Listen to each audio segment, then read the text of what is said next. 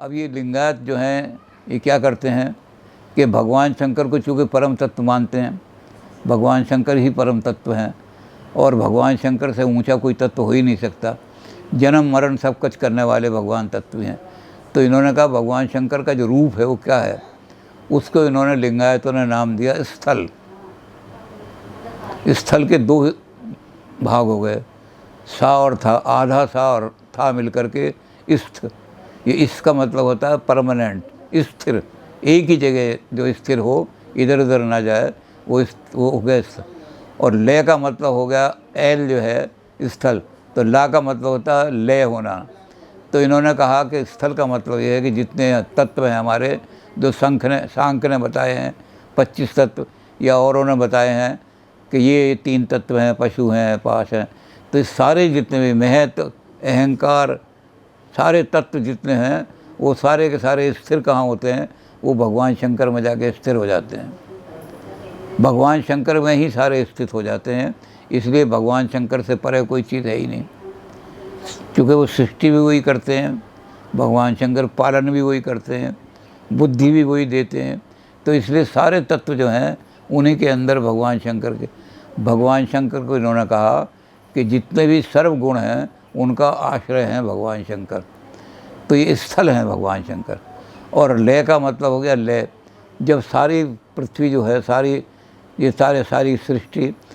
सृष्टि नृत्य करते करते थक जाती है, और जब सारी सृष्टि के अंदर या ऐसी शक्तियाँ बढ़ जाती हैं जो इस सृष्टि के विनाश पे तुली हों, तो भगवान शंकर प्रलय करते हैं और सारे जितने भी ये तत्व हैं ये भगवान शंकर के अंदर ही विलीन हो जाते हैं। तो इसलिए भगवान शंकर का नाम इन्होंने रखा कि भगवान शंकर तो स्थल हैं। अब इस स्थल के बारे में बहुत सारे ग्रंथ इनके हैं कि जो भगवान शंकर में ही सारे जितने भी तत्व हैं वो भगवान शंकर के अंदर ही स्थिर हैं। अगर भगवान शंकर से दूर हो जाएगा कोई तत्व तो फिर वो स्थिर नहीं रहेगा, वो जल्दी नष्ट हो जाएगा, वो समय के अंदर पैदा होगा और समय में ही नष्ट हो जाएगा। और जो भगवान शंकर के अंदर स्थिर हुए वो अकाल हो जाएंगे। अकाल मतलब जिनको अकाल नहीं हरण कर सकता। तो ये भगवान शंकर का नाम इसलिए रखा है कि सारे तत्व भगवान शंकर के अंदर ही विराजमान हैं और भगवान शंकर ही वहाँ से उनको क्रिएट करते हैं सारे तत्वों को, और वही प्रलय काल में वो सब भगवान के अंदर सारे लय हो जाते हैं। अब ये स्थल है, इस स्थल के रूप का इन्होंने बहुत वर्णन किया है कि इस स्थल जो है इसका क्या क्या रूप है। तो इन्होंने बड़े रूप तो 2 ही माने।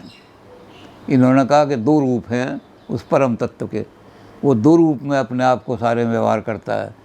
पहला रूप है लिंग स्थल और दूसरा रूप है अंग स्थल। लिंग स्थल जो है वो उपास्य है, पूजा करने योग्य है, वो परम तत्व है। ये लिंग स्थल जो है परम तत्व है। और एक है अंग स्थल। अंग स्थल जो है वो उपासक है, पूजा करने वाले भक्त हैं। अब ये अपने आप को जो किस तरह से व्यक्त करते हैं, इस व्यक्त में इन्होंने कहा कि जब वो लिंग स्थल अपने आप को व्यक्त करता है तो कलाओं के रूप में प्रकट करता है। उसकी शक्ति भगवान शंकर की सबसे बड़ी शक्ति जो है वो कला है। कला काष्ठादि काल रूपणी महाशक्ति है। ये महाशक्ति के रूप में भगवान शंकर अपने आप को प्रकट करते हैं। और जो हमारा अंग स्थल है वो अपने आप को प्रकट करता है किस रूप में, ये भक्ति के रूप में।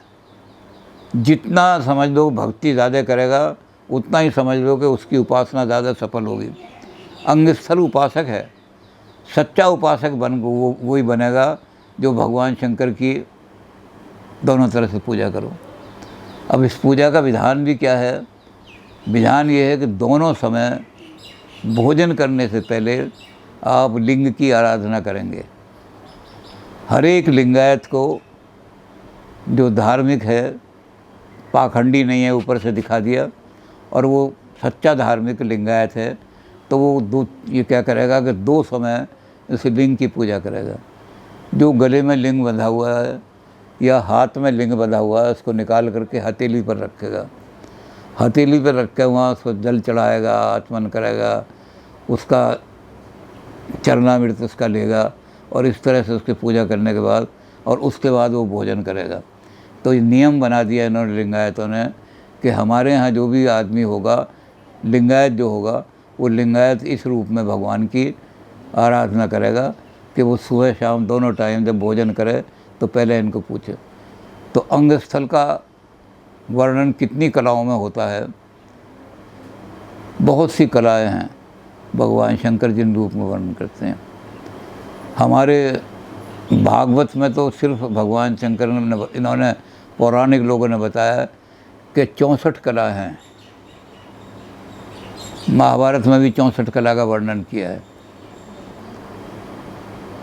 अवतार में दर्शन करने के लिए इन्होंने 16 कलाएँ मानी हैं, जिसमें 16 की 16 कला होंगी वो पूर्ण अवतार होगा। जिसमें 5 कलाएँ होंगी वो मनुष्य होगा, साधारण मनुष्य।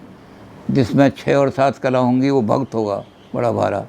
और जिसमें 8 से ऊपर कलाएँ होंगी, 13 तक जाएंगी, वो अंश अवतार होंगे।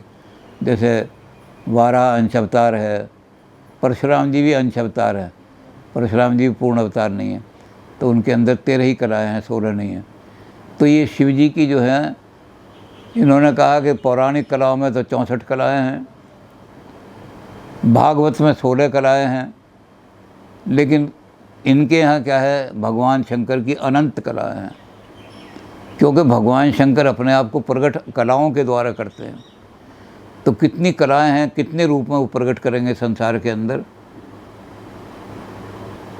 तो उन्होंने कहा कलाओं के रूप में अनंत कला। और ऐसे ही जो हमारा भक्त है वो शिव की भक्ति करेगा तो उसमें दोनों समय बिना भोजन करे उनको नहीं। तो इन्होंने कहा जब ये उपासक, जब ये लिंग स्थल और अंग स्थल दोनों मिल जाते हैं, जब जीव और शिव दोनों मिल जाते हैं, तो वो जग संसार सागर से उसी को मुक्ति कहते हैं। जीव का ईश्वर से मिलन यही मुक्ति बन जाता है। तो उपासक को भी अपनी भक्ति पक्की करनी पड़ती है और शिव को भी भक्त के लिए अपने आप को बार बार किस कला के द्वारा से प्रकट करेंगे। तो ये भगवान शंकर का ये रूप जो है सारा, ये इन्होंने लिंगायतों ने माना। अब जो आगे चीज़ रह गई, जंगम इनके जो संप्रदाय हैं और लिंग स्थल के भी और हमारे अंग स्थल के भी और भेद इन्होंने किए हैं। तो लंबा चौड़ा काम है, उस पर अभी विचार नहीं हो सकेगा, बाद में विचार होगा। क्योंकि वीर शैविज्म बड़ा लंबा चौड़ा है, तो इसलिए अगर हम विचार करेंगे तो अभी आधा पौना घंटा लग जाएगा। इसलिए अब क्योंकि अंग स्थल के भी 3 भेद किए, फिर उन्होंने लिंग स्थल के भी 3 भेद किए, फिर तीनों का कैसे कैसे रूप बताया, कैसे कैसे उससे नाद पैदा होता है, कैसे था। तो ये सारी चीज़ें इन्होंने बड़े विस्तार से लिंगायतों ने की हैं। अब इन लिंगायतों का जो नाम है वीर शैविज्म का, इनके 2 संप्रदाय भी हैं, उनकी हम थोड़ी बात करेंगे। वो जंगम तो ये सारी चीज़ें बड़ी लंबी हैं, इसमें आधा घंटे से ज़्यादा समय लग सकता है, इसलिए इसको आज ही रोक देते हैं, कल के लिए भी कुछ बचा के रखें।